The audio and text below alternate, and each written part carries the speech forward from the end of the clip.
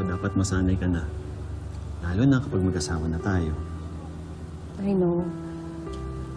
Dapat nga masaya ako kasi ang daming magagandang nangyayari sa akin ngayon. Pero, ewan ko ba, hindi ko maiwasan kabahan na may masamang darating. Yun kasi laging nangyayari sa akin eh. I get it. Yung para bang sa bawat positive na nangyayari sa'yo, may kapalit na, I don't know, something negative, yung completely opposite ng kasiyahan mo. Nararamdaman mo din yun? Not really. Pero si Edward, yun yung lagi niyang binubuga sa akin. Like I always tell my brother, tayo ang responsible sa actions natin. At choice natin if we stay happy or not. Yeah, that's me.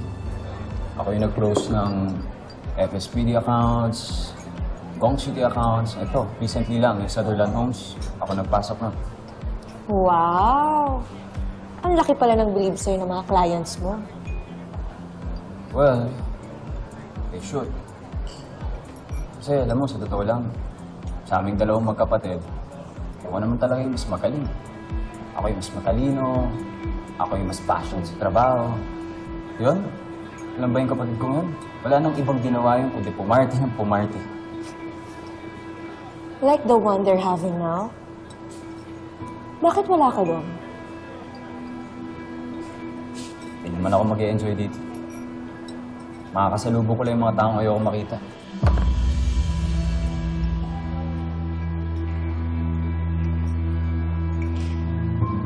Wait.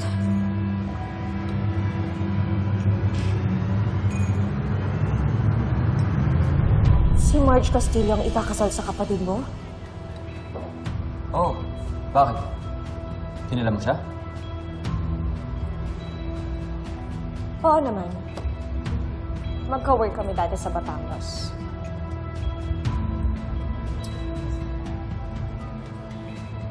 So, magiging tore-kampo na pala si Marge.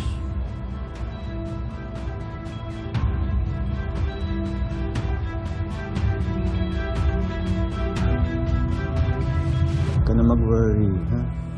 Magiging tarikampo ka na soon.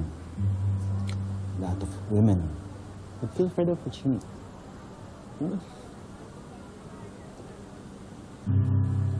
Pero love, si Edward at mama mo, masakit sa loob nilang engagement natin. At hindi kinakaya ng loob ko na may sinasasaktan akong tao. Alam kong kahit anong gawin natin, hindi nila matatanggap ang relasyon natin. So what are you saying, love?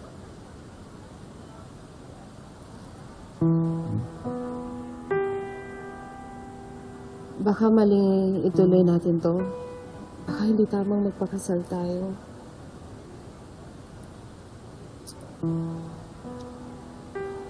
Love,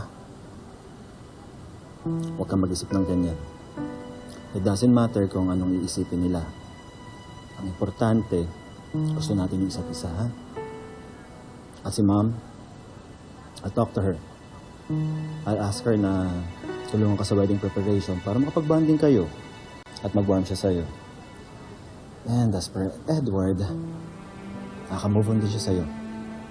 Lalo na kapag may nakilala siyang iba.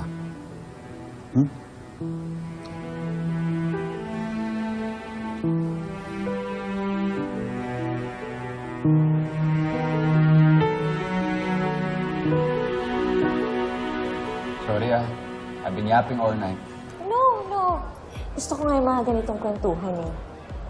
Besides, it makes me more interested in you. Ang swerte ko naman at single ka, Edward. Hayaan mo na yung kapatid mo at si Marge.